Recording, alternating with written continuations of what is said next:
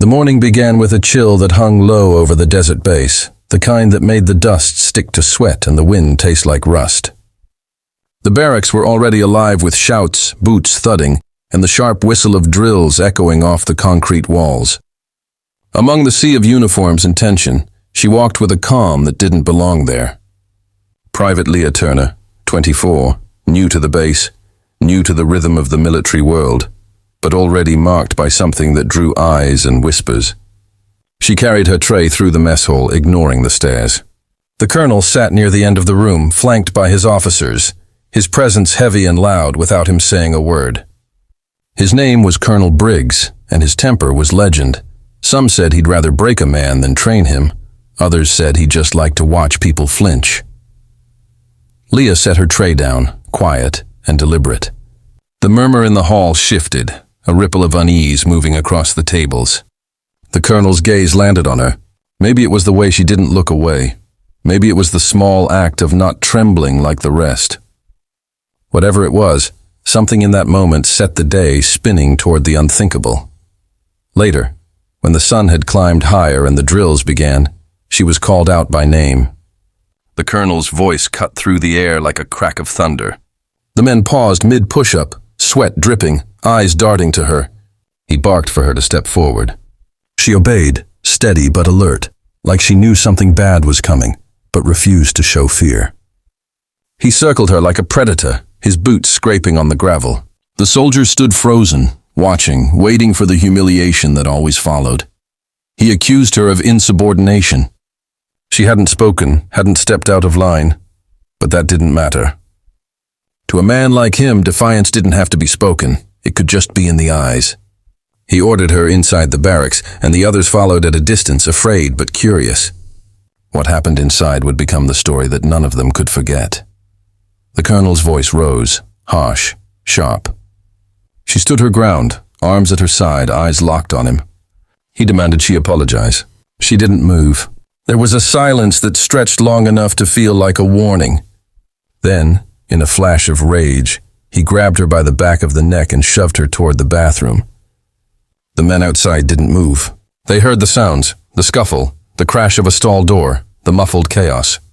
And then the water, the metallic clang of a toilet lid, the heavy grunt, the splash, and her gasping breath. He dunked her head in the toilet, once, twice, holding her there until she struggled, until the water spilled across the tile and her boots kicked the floor. When he let her go, she stumbled back, drenched, humiliated, choking for air. He stood over her, breathing hard, his rage turning into something uglier, quieter. He expected her to cry, to break, to beg, but she didn't. She wiped her face, straightened her posture, and looked at him. And that single look burned through the room like fire through oil. She walked out, past the men, past the stunned faces that didn't know whether to help or stay out of it. The base fell silent in her wake. No one dared speak to her, but everyone watched. She went straight to her quarters, stripped off the wet uniform, and sat down at the small desk that rattled with every wind gust. Her hands shook, not from fear but from restraint. She could already hear his voice outside, barking new orders, pretending nothing had happened. That night, she didn't sleep. The water stain on her collar still smelled of chlorine and metal, a reminder of what he'd done. She replayed it in her mind. The moment he lost control, the weight of his hand, the look in his eyes. She knew the rules. Reporting him could mean nothing. A colonel protected by years of rank, by silence, by loyalty that only ran one way. But she wasn't built for silence. She'd joined not to serve men like him, but to prove she could stand among them and not bend. And now, he'd given her a reason to fight back in a way that would change everything. The next day came like a storm. She dressed with precision, every button sharp, every movement deliberate. The base gathered for inspection at dawn. The colonel stood before them, chest out, his medals gleaming under the sun. His voice rolled across the ranks, commanding, absolute. When he called her name, every head turned. She stepped forward. Her uniform was clean, her eyes calm, but something in her silence made even the wind pause. She handed him a file. He looked down, confused. Inside were photos, grainy but clear. The bathroom, the water, his hand. A hidden camera, one she'd planted weeks ago after hearing the stories of others who had been shamed, silenced, or worse. She had thought she might never need it, but now that lens had seen everything. His face changed color as he flipped through the pages, his voice faltering for the first time anyone could remember. The men around them whispered, shifting uneasily. She said nothing. She didn't need to. Her silence was louder than any accusation. He tried to recover, to laugh, to bark another order, but the major behind him stepped forward, taking the file from her hands. The chain of command had been pierced. The investigation would come. The colonel's authority cracked like a shell hit by a hammer. Over the next days, the base turned into a storm of rumors. Offices filled with quiet meetings, officers with clipped voices, phones ringing behind closed doors. Leah continued her drills as if nothing had happened. She ate alone, walked alone, but there was a quiet respect that followed her now. Even those who had mocked her before stood aside when she passed. By the end of the week, the colonel's car was gone. His name scraped off the door. They said he'd been transferred, then they said suspended, then the truth spread in whispers. Court-martial, investigation, disgrace. He'd tried to fight it, but the footage spoke for itself. What shocked the base wasn't just what he'd done, but how one woman had turned his cruelty into his undoing without raising her voice once.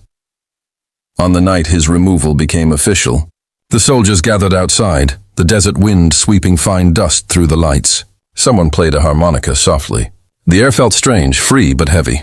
She stood on the edge of the crowd, watching the building where his flag had been taken down.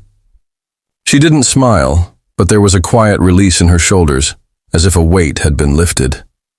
One of the younger soldiers approached her. He stammered, unsure how to speak to her now. He wanted to thank her, but the words stuck in his throat. She nodded once, a small acknowledgement, and turned back toward the horizon. The moon was pale, the sand glinting under it. In the following weeks, the base changed. Training was harder but fairer. Orders came with respect, not fear. The men talked about her in low tones, not as the girl who'd been humiliated, but as the one who'd stood up without needing to fight. Some said she'd ruined the colonel. Others said she'd saved the rest of them from becoming like him. Leah didn't care for either version. She just wanted the silence back, the kind that came before dawn, when the desert was still and the sky began to lighten. She ran drills alone sometimes, the crunch of her boots against the gravel echoing like memory. She didn't speak of that day, and no one dared ask.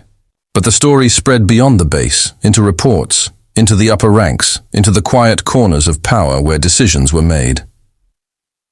Months later, she received a letter. A commendation, unsigned but stamped. Words like courage, integrity, professionalism. It didn't mention what happened. It didn't have to. She kept it in a drawer, unopened after the first read. She didn't need medals or speeches. She had something better, the truth, and the knowledge that even in a place built on obedience and fear, one act of quiet defiance could shatter the hierarchy that protected monsters. Every so often, she'd walk past the old bathroom, now empty, scrubbed clean, smelling faintly of disinfectant and dust. The cracked tile still showed where his hand had slammed the stall. She'd stop there just for a moment, the echo of water still whispering in her ears, a reminder of what had been taken and what she'd reclaimed. The base would never forget her. Not because she fought a man with her fists, but because she fought him with proof, with patience, with silence. She never shouted, never cursed, never sought revenge in the way he'd expect. She just exposed the truth and let it do the work. By the time her transfer orders came, the sun was setting again over the desert, the same orange-red glare as the day it all began. She packed light. Her bunk was bare, her uniform folded with precision. As she walked to the jeep waiting to take her out, the wind kicked up around her, carrying grit and heat. The men she passed saluted her, not out of duty, but respect. She nodded once, climbed into the vehicle, and didn't look back.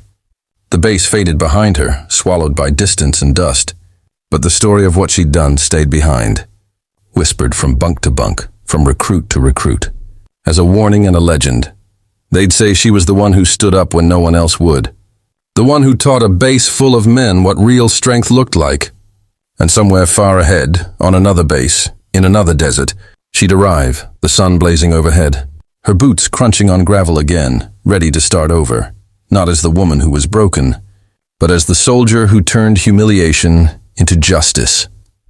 And that was what shocked the base most of all, that she never shouted for vengeance, never sought pity, never even raised her voice. She just walked out of the fire carrying the truth like a torch, and the whole base had to face its reflection in the light she left behind.